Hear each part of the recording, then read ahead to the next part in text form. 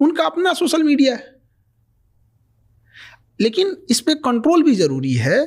ऐसा नहीं कह रहे हैं कि एकदम खत्म कर देना या एकदम इंडिया मतलब छूट दे देना, इसका बहुत मिसयूज भी है। बांग्लादेश में तख्ता पलट करके शेख हसीना को छोड़ना पड़ा, केवल सोशल मीडिया की वजह से गया था। उसका श्रीलंका क्यों बर्बाद हुआ? फेसबुक की वजह से। मतलब फेसबुक, श्रीलंका जो क्राइसिस रही थी उसमें सबसे बड़ा कारण फेसबुक है। कैसे? दोनों, पहले बांग्लादेश बताओ फिर श्रीलंका बताओ। पहले श्रीलंका था फिर उसमें क्या हुआ ना कि किसी भी चीज को अगर आप नैरेटिव सेट करना चाह रहे हैं तो धीरे धीरे नैरेटिव वो सेट करते जाएगा। एक माइंड, एक कंट्रोल करने वाला चीज है। जैसे एक सिंपल सी बात बताते हैं, यूट्यूब, फेसबुक, ट्विटर ये हमारा है नहीं। अब हमारा नहीं है तो अभी एक छोटा सा जो ज्वलंत एग्जाम्पल देखिए यहाँ पे, गाजा और फिलिस्तीन में, और हमारे यहाँ कश्मीर में इशू देखिए। कश्मीर में इतनी ज़्यादा इंसर्जेंसी है, वहाँ पे एक टेररिस्ट मारा जाएगा ना, पूरे ग्लोबल मीडिया में दिखाया जाएगा। और गाजा में 60,000 लोग मरे हैं, जिसमें ज़्यादातर महिलाएं और बच्चे हैं। आपको वीडियो ढूंढने को मिलेगा? नहीं मिलेगा। न्यूज़ देखने को मिलेगा? नहीं मिलेगा। केवल टूटा हुआ घर देखने को मिलेगा। रीज़न क्या है? They control them. और हम लोग अगर कश्मीर में कर देते हैं तो ह्यूमन राइट का वायलेशन हो जाता है। ये ह्यूमन राइट की पार्ट सिखाते हैं सब हमको, ये सफ़ेद मुर्गा सब यूरोप में बैठ के जलियांवाला बाग में गोली चला के मारे थे सब। ये चोट्टा हम लोग को ह्यूमन राइट सिखाते हैं सब। जिस समय ये लोग जानवरों की तरह जिंदगी जी रहे थे ना, हमारे यहाँ वसुधैव कुटुंबकम चल रहा था। जिस समय दुनिया में केवल लूट खसोट मची थी ना, पारसी लोगों को खुद ईरान से भगा दिया गया था ना, तो हमारे यहाँ गुजरात और महाराष्ट्र में उन्हें रहने के लिए शरण दिया गया था। तो हम लोग को ये ज्ञान दे रहे हैं सब।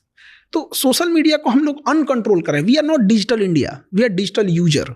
हमारे पास डिजिटल इंडिया हम लोग बोलते हैं उसको, क्या है हमारा? यूट्यूब हमारा है, फेसबुक हमारा। आज अगर यूट्यूब, गूगल कह देता है कि आपको अपने जीमेल बना रहे हैं, हर जीमेल का 1 साल का चलाने का हमको 10 रुपये चाहिए, हमें देना पड़ेगा, सब बंद हो जाएगा, एंड्रॉयड उसका हो जाएगा। तो चाइना ने कहा कि we are not digital China, we are not digital user. उसने अपना बना लिया। तो इसको अलग नैरेटिव दिखा रहे हैं कि हमें से कोई सवाल ना पूछे। देखो चाइना का अपना ट्विटर, बट ठीक किया उसने, किया अपना, उसका अपना है ना, उसने चलाने पे बैन नहीं लगाया है, अपना चलाओ। क्या उसकी भाई यूट्यूब नहीं है? उसका अपना है, बाइडू है उसका, वीचैट है उसका, सब कुछ है उसका अपना। हम लोग का एक चीज डिजिटल में बहुत अच्छा हुआ, पेमेंट सिस्टम, यूपीआई, वो बहुत बेहतरीन है। पूरी दुनिया में वैसा नहीं है, बाकी जगहों पे हम लोग का उतना अच्छा नहीं है। तो श्रीलंका में क्या हुआ? श्रीलंका में कम्युनल राइट्स को बहुत बढ़ावा दिया गया फेसबुक ने, बहुत ज़्यादा धार्मिक चीज़ों को बढ़ा के दिखाया, जिस वजह से अनस्टेबिलिटी आने लगी थी वहाँ पे, और एंटी गवर्नमेंट, एंटी एस्टेब्लिश भावनाएं बहुत भड़कने लगी थी, श्रीलंका को तबाह करने लगा। और इसी बीच में जब इकोनॉमिकल क्राइसिस आती है और पहले से एंटी एस्टेब्लिशमेंट माइंडसेट है, तो फिर पूरा सिस्टम कोलैप्स कर जाता है। बांग्लादेश में भी यही हुआ था। अचानक से लोग सड़कों पे 50,000 लोग कैसे आ गए? वो टेलीग्राम पे चल रहा था पहले से, और टेलीग्राम पे कंट्रोल नहीं है गवर्नमेंट का। आज देखिए, किसी के टेलीग्राम पे किसी के प्राइवेट वीडियोस को भेज के उसे ब्लैकमेल कर सकता है कोई भी। एआई आ गया है, अब तो किसी का कुछ भी बना सर हटाइए, लगा दीजिए कुछ। हमारे आपकी बात हो रही है, यहाँ किसी फेमस सेलिब्रिटी का या किसी पॉलिटिशियन का चेहरा हटा के डब कर दीजिए। अच्छा, एक बात, हम चाइना इंडिया की बात कर रहे थे, चाइना से हमें दुश्मनी करनी चाहिए कि दोस्ती? दुश्मनी तो हो ही नहीं पा रहा है। कौन दुश्मनी कर रहा है जरा बताइए तो।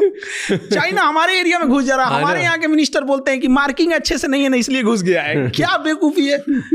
हाँ, दुश्मनी कहाँ कर पा रहे हैं हम लोग? तो बस फेस वॉश कर रहे हैं कि नहीं, ऐसा नहीं होना चाहिए। अक्साई चीन हमारा है, हम लोग पीओके के मामले में हम लोग शेर हो जाते हैं। सीओके जो चाइना को ऑक्युपाई किया, कभी उस पर ठीक से चर्चा नहीं हो पाती है। सेला टनल का उद्घाटन करने जाते हैं, चाइना विरोध कर देता है। क्या मतलब बनता है? ताइवान को हम लोग एक्सेप्ट नहीं करते हैं एज ए कंट्री। किसके डर से? चाइना के डर से। क्यों डरते हैं? ये हम थोड़े डर रहे हैं। जो बैठे हैं लोग डर रहे हैं। लोग हम तो कह रहे हैं काहे डर रहे हो भाई। बट आपको क्या लगता है क्यों डर? कुछ तो रीजन होगा तभी। अब डिप्लोमेटिक है, वहां पे शुरू से चला आया है। ऐसा नहीं कि मोदी जी डर रहे हैं, मनमोहन सिंह भी वही कर रहे थे। तो कई बार हम लोग ये कहते हैं ना, तो लोगों को लगता है कि नहीं ये कर रहे थे, वो भी वही कर रहे थे। तिब्बत चाइना ने कब्जा कर लिया था।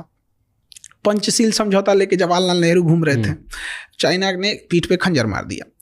अब तिब्बत के मामले में हम लोग खुल के नहीं बोल पाते हैं। दलाई लामा को लेके चाइना हमेशा कुछ ना कुछ वो करते रहता है। तो हम लोग कहाँ चाइना से लड़ ही रहे हैं, कहाँ चाइना से दुश्मनी ही कर रहे हैं। बट कर सकते हैं हम। क्यों नहीं कर सकते? उतना होना चाहिए ना। हमारी इकोनॉमी उनकी इकोनॉमी में जमीन आसमान का अंतर। तो नहीं कर सकते हम लोग ना फेंकने में नीरज चोपड़ा से आगे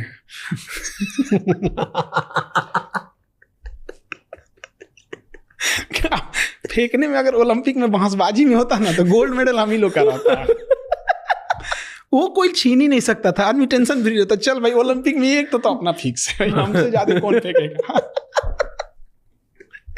अजीब अजीब हाल है, इकोनॉमी की हालत दुर्दशा है।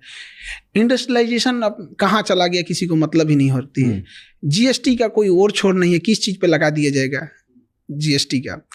अब देखिए मेडिकल इंडस्ट्रीज की बात कीजिए, हमारे यहाँ पता नहीं क्या कर रहा है सब इंजीनियर सब, इतना पढ़ लिख के कहाँ खप जाता है सब पता ही नहीं चलता है। MRI machine, CT scan machine Germany से आ रही है, नहीं बनती इंडिया में, और आज़ादी के इतने साल बाद।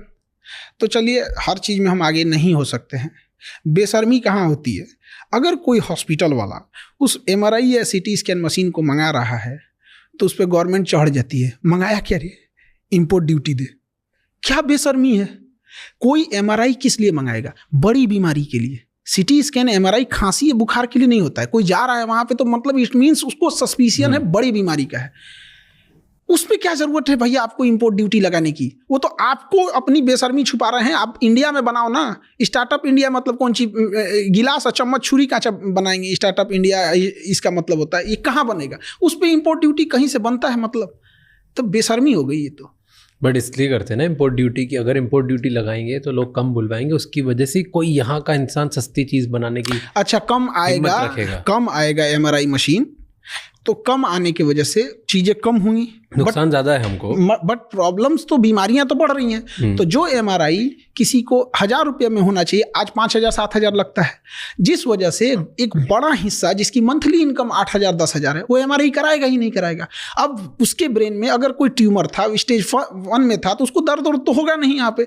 अब एमआरआई महंगा नहीं कराएगा, जब कराने जाएगा तो स्टेज 4 आ चुका रहेगा यहाँ पे। सरकार को सारा कमाई करना है इसी की वजह से।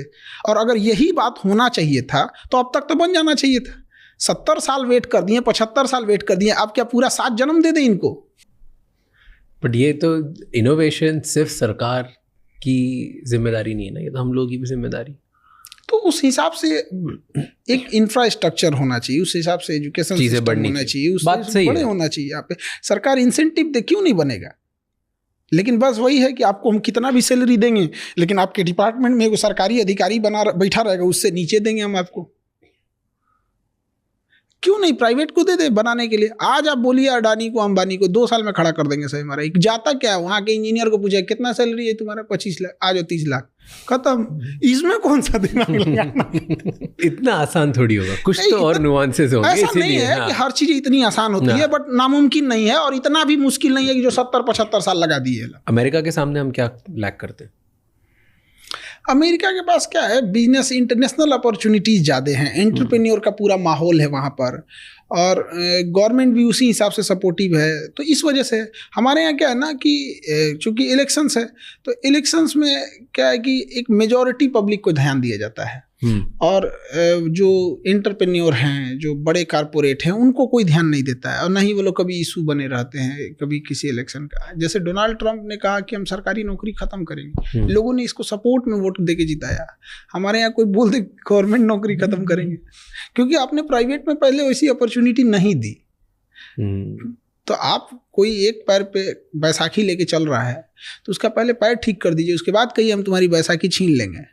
आप उसका पैर भी ठीक नहीं किए, कहेंगे तेरा बैसाखी छीन लेंगे, तो मारेगा ही ना वो। अभी आपने वो पढ़ा टैरिफ लगा दिया है। हाँ, रेसिप्रोकल टैरिफ लगाया उसने। 26% हम लोग लगाया, चाइना में भी तो और बेहतर लगाया उसने। हाँ, हमने 52 लगाया, उसने सब जो जितना लगाया ना उसका हाफ करके लगाया। रेसिप्रोकल उसने बोला ही है। तो ये अच्छा है गंदा है? ये अब ये उसके देश के हिसाब से है, हर देश को अपना हिसाब से राइट है करने का। तो जब टैरिफ बढ़ाते घटाते हैं तो कभी इम्पोर्ट पे फायदा होता है, तो एक्सपोर्ट पे तो डिपेंड करता है कि हम कितनी चीज़ों का इंपोर्ट एक्सपोर्ट कर रहे होते हैं।